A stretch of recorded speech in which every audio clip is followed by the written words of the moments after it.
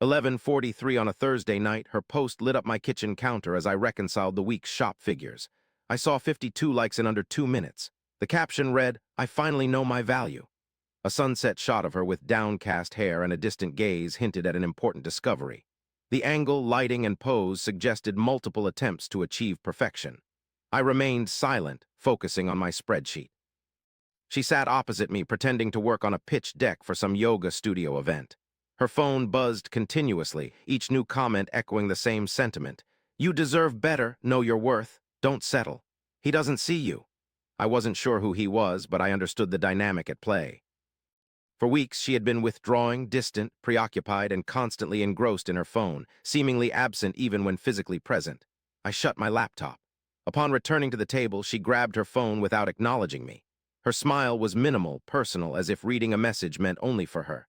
I waited until she placed it down again before asking one question. "Who are you conversing with?" She looked up as if interrupting something significant. "What about your phone?" "You've been on it all night." She shrugged casually, "Just people reacting to my post." "What post?" She turned the screen towards me. The picture, the caption, a multitude of strangers offering support, stating she was undervalued and unnoticed. I read it twice. Then I looked at her. "What does this mean?" "Now I understand my worth. It means exactly what it says." Her voice was tranquil, overly calm, as if she had rehearsed this. "Are we all right?" She hesitated briefly. But I noticed the pause. "We're fine." I didn't trust her response, yet I refrained from pressing further. I simply acknowledged and stood up, informing her of an upcoming early shift. She didn't inquire about the exact time, which she previously did. I ascended to our bedroom and settled on the bed's edge. The store had been profitable, providing a consistent income with reasonable profits. I established it from scratch. Initially, she assisted with events, pop-ups, and public relations, excelling in these roles. Customers admired her. She breathed life into the place. However, lately she's been retreating from such activities as well. She expressed a desire to concentrate on personal ventures. I didn't contest her decision. I have faith in her, as well as my employees and manager who handles late shifts, so I wasn't required to be present. Then, a memory surfaced. 2 weeks prior, I granted my employee access to the security cameras for after-hours inventory checks. I provided him with the login details without a second thought. I opened my laptop and accessed the feed. The cameras offered 4 perspectives: the front counter, back office, storage room, and side entrance. I browsed through the past week's footage. During business hours, there were no unusual activities. The routine was unaltered. Customers coming and going, employees working diligently. Reviewed late-night CCTV footage after closing hours. Discovered an unusual occurrence on Tuesday at 11:38 p.m. Side entrance opened. My manager entered first, followed by another individual. They weren't there to work, as the front lights remained off, and they headed straight for the back office. The camera in that area had a limited view through the doorway, revealing movement and shadows before the door closed. They stayed for an hour and 14 minutes. I fixed my gaze on the timestamp, feeling uneasy. Tried to convince myself it could be something else. Perhaps she was assisting with event preparations or planning store activities. Checked the next day, same scenario at 11:41 p.m. Repeated on Thursday at 11:23 p.m. last night. The time was now approaching midnight, and I noticed the side door opening again via live feed. Watched him enter, then her follow suit. She wasn't upstairs or in bed. I saw her depart while I was scrutinizing the old recordings. I snatched my keys and phone without a word to anyone, then jumped into the car and sped off. The store was a 12-minute drive away, but I made it in 8 minutes. I parked down the street, turned off the lights and engine. The shop was dark, save for a weak light emanating from the back hallway. The front windows were vacant, motionless. I hesitated for a moment or two. A part of me wished to enter, another part wanted to leave without looking back. But then the back office light went out. I waited. The side door creaked open. First came he, checking his phone, glancing around. Then she stepped out behind him, adjusting her jacket. He murmured something indistinctly. She chuckled softly. They didn't embrace or exchange a glance after that. Instead, they climbed into their respective vehicles and departed, taking separate routes. I waited until all car tail lights vanished, then exited and approached the side door. Locked from outside it was. I unlocked it with my key, stepped inside, flipped on the lights, and the scent of her perfume filled the back office, same as at dinner. The desk was empty, chairs neatly pushed in, nothing out of order. However, the trash can house 2 empty coffee cups, identical to those we served. Checking the schedule on the wall, I found he wasn't meant to be there that night, neither was she. Relocked and drove home, where her car already sat with lights on upstairs. Inside, I heard the shower running in the bathroom. She emerged later, hair wet in her usual pajamas. Looking at me, she said, "You thought I was asleep, couldn't sleep," to which I replied. She acknowledged, walked past me, climbed into bed. I remained on the couch, pulled out my phone, revisited her post, now boasting 237 comments. Commenced typing without posting the comment immediately. Read through it, deleted it, rewrote it again. Eventually, I ascended to the next floor where she was either asleep or feigning sleep. For a minute, I hesitated in the doorway, but she remained motionless. Descending once more, I reopened my laptop and replayed the footage from the start on Tuesday through Wednesday and onto Thursday. Every day, the routine remained consistent. Same time, same door. I yearned for her to confess. To verbalize it directly, not through a recording or assumption. Friday dawned, and without disturbing her, I left earlier, arrived at the store before anyone else. Checked the roster, my manager was coming in at 6:30. I chose to wait in my car. He arrived at 6:27, unlocked the entrance, switched on the lights, began his usual preparations. Through the window, I watched him move casually, giving no indication of the previous day's events with my wife. Upon entering the store, he looked up. "Good morning, boss, you're here early." To which I replied, "I need to discuss something." He discarded the cloth in his hand. "All right, what is it?" I remained standing, not taking a seat. "Were you utilizing the store after working hours?" This question caught him off guard. "What do you mean?" "The security cameras." Upon verification, no reaction was visible on his face, but his hands betrayed him as they slipped into his pockets. "Ah, yes, I needed to replenish some supplies, didn't want to do it amidst the crowd." In the meantime, my wife and I were engrossed in our project. The room fell silent. He avoided immediate response. Instead, he looked at the floor before returning his gaze to me. I moved to sit opposite her, placing my phone on the table. I scrutinized the camera footage. Her hand paused midair as she reached for the cup. Slowly, she placed the cup back on the table. "What video?" "The store. Tuesday. Wednesday. Last night." Unfazed, she maintained eye contact, not even flinching, just sitting there. We were discussing the event details, past midnight, in the office with the door shut, deliberating over the budget. I cautioned, "Don't." She fell silent, her fingers clenched around the cup, but did not lift it to drink. "I need you to tell me the truth," I said. She studied me intently, and I perceived her deliberation, not over what to utter, but whether to speak at all. "It's not as you suppose," she declared. "But what is it then?" She remained silent, fixing her gaze on the table. Time ticked by. 20 seconds elapsed, yet she stayed quiet. "Will you tell me that you didn't betray me?" I inquired. She lifted her eyes, opened her mouth, closed it, and then glanced away. That was her response. I rose, snatched my phone, navigated to her post, the one with 237 comments, where strangers advised her she deserved better. I composed a single sentence: "If you recognize your worth." Recounting Thursday night's discussion with my superior, I published it. Her phone vibrated on the counter. She observed it. Her complexion turned pale. She retrieved the device, scanned the comment, and then looked at me. "Why would you act so rashly?" "Because you won't confess the truth." She stood up, her hands trembling. She gazed at me, then snatched her keys and departed without a word. I resumed my seat, scrolling through the comment section on my laptop. The supportive messages had ceased. "No more you deserve better. No more know your worth." Just silence. I read. My phone buzzed. It was him. I ignored the call, letting it ring. He called again, but I declined. A text arrived instead. "We need to talk." I remained silent, instead steering my car back towards the shop. There he stood, arms folded, awaiting me. I alighted from the vehicle, walked past him, unlocked the door, and entered. "You can't post something like that," he said. Turning around, I retorted, "You're fired." Surprised, he halted. "What? You're dismissed. I'll have your final pay by Monday. Leave your keys on the counter." "You can't dismiss me for this. I can dismiss you for using my shop after hours without permission. I can dismiss you for lying about it. Choose one." His jaw clenched. "She informed me, didn't she? You're aware of that, correct?"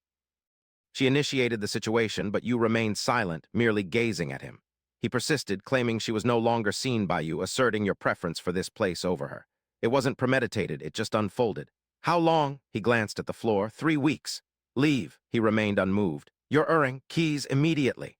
He withdrew them from his pocket, deposited them on the counter, and departed. I secured the door after him. A moment of stillness followed. The store was peaceful, vacant. I had crafted this establishment from nothing, investing 5 years to create a functional, stable entity. I'd bestowed upon him the keys based on trust. I retrieved my phone, selected the lawyer I employed when purchasing the property, and messaged him. "Need to initiate divorce proceedings. Inform me of your availability." He replied in 4 minutes. Monday morning, 9 a.m., I confirmed. Then I settled at the counter, surveying the surroundings. The store could endure this predicament. It had before. I'd recruit another employee, replace the locks, and continue. However, before making progress, I had to return home first. There she greeted me upon entering, seated on the couch with red-rimmed eyes indicating she had been weeping. She raised her gaze towards me. "We need to discuss." I remained standing. "Proceed."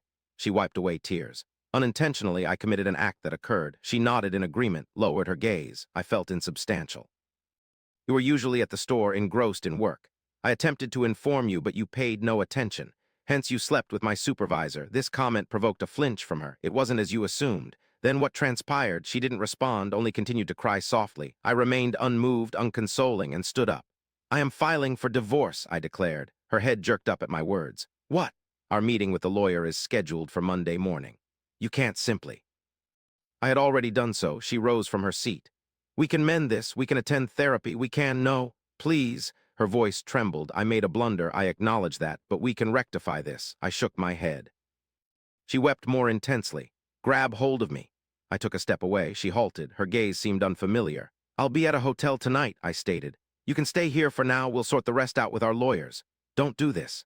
I turned and ascended the stairs, collected my belongings. She pursued me, continued speaking, apologizing, pleading for me to stop. I remained silent, gathering only essentials, then descended once more. She stood by the door, obstructing it. "Please just hear me out. Move aside." She did not comply. "I love you," I said, looking at her. "You loved the notion of me, the store, the lifestyle, but you didn't cherish me enough to remain faithful." She stepped aside. I departed, climbed into my vehicle, drove to the closest hotel, registered, and went to my room, settled on the bed. My phone vibrated with a message from her. "I'm sorry." I did not reply, merely shut off my phone and reclined. Monday arrived swiftly. The lawyer's office was downtown, a compact structure on the 3rd floor. 15 minutes ahead of schedule, I arrived. Spent time in the reception area, completed necessary forms, reasons for divorce, irreconcilable differences, discussions on assets, property ownership, and business interests ensued. At exactly 9 o'clock, I was summoned. An elderly gentleman with silver hair and a composed demeanor addressed me. He scrutinized every document, posed some inquiries, jotted down notes. "The shop is entirely under your control?" he inquired. "Yes." "And the house?" "Shared ownership." He acknowledged with a nod. "We'll sort it out. The process should be straightforward. No children involved?" "No. That makes things easier," he remarked. I followed his directions to sign where required. He outlined the time frame, a minimum of 30 days, potentially longer if she contests it. I urged him to expedite the process. Upon departure, I bypassed home and instead headed straight to my shop. Changed access codes, reset security systems, summoned a locksmith to rekey the side door by midday, and employed a new staff member, an experienced woman in her 50s, who started work the next day. Throughout that week, my wife tried reaching me 6 times via calls and texts. I remained unresponsive. All affairs were handled by the lawyer. 2 weeks later, she consented to the conditions without any resistance or contestation. She simply signed. The house was set for sale, and the earnings would be divided. She received half of what we had jointly constructed. I retained the shop, as she showed no interest in it. The divorce was finalized 8 weeks following my filing, with an email notification confirming its completion. I sold the house a month later, moving into a smaller place nearby the shop on a peaceful street, devoid of reminiscences. She removed the post. Everything, the picture, the caption, and the comments vanished. I did not see her again after the lawyers concluded their duties. Rumors circulated that she relocated 2 hours south and began working for an event company.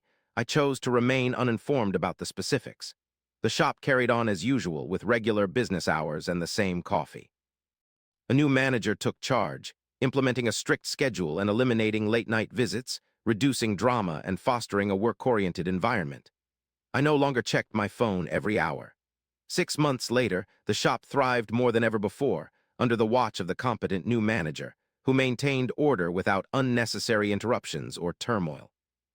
Ceased searching for her car in parking lots, ceased speculating about her activities or companions. Then one afternoon I encountered him, my former supervisor. He was seated at a coffee shop 2 blocks away at a different establishment, laughing with someone, a younger woman. His expression changed when he saw me through the window, but I continued walking. A week later, I received a social media message request from her. I hesitated before deleting it. The new apartment was peaceful, no disputes, no stress. Just me adhering to my daily routine, coffee at 5:30 a.m., shopping by 6:00 a.m., home by 7:00 p.m., simplified. One evening, while closing up, a customer entered just before we locked the doors. She apologized for being late and ordered tea. We conversed as I prepared it. She inquired about my ownership of the place. I confirmed and she smiled, saying it showed. She returned the following week at the same time with the same order. We talked again. Her name was Rachel. For months, she visited the bookstore opposite mine without our interacting beforehand. On her third visit, instead of leaving at her usual time, she stayed until we closed. She assisted me in cleaning the tables, though I had told her it wasn't necessary. As we exited, she asked if I was free this weekend. I hesitated, considering my past and choices to leave certain things behind. Eventually, I declined any plans for the weekend. To my surprise, she suggested dinner. I felt a sense of uncertainty, like stepping into something I hadn't fully prepared myself for, but I agreed. We dined at a small Italian restaurant on Saturday in a secluded booth. She conversed about her work, favorite books, and the city while I mainly listened. I spoke little about myself, yet she didn't pressure me to share more. After the evening concluded, she expressed her gratitude and indicated that she had enjoyed herself. There were no demands or anticipations. She was simply truthful. I headed home and lingered in my parking spot for a while. My mind wandered to the post, the comments, the late-night recording, the lawyer's office, and everything else. Then my thoughts turned to Rachel. The way her smile lit up when I got her order right without being asked. How she didn't require me to be anything more than myself. I stepped inside, brewed coffee, settled by the window. My phone pinged, a message from her. "Thank you for tonight, let's repeat it soon." I replied, "Sure, let's." I placed my phone aside, gazed at the street. It was tranquil, devoid of life. The kind of night where nothing transpires and everything seems attainable. I wasn't certain about the future or if I was prepared. But I wasn't fleeing anymore. I drank my coffee, extinguished the lights, and retired to bed. For the first time in months, I slept soundly throughout the night. Thank you for following along. Share your thoughts below. I review each comment. Make sure to subscribe for future updates.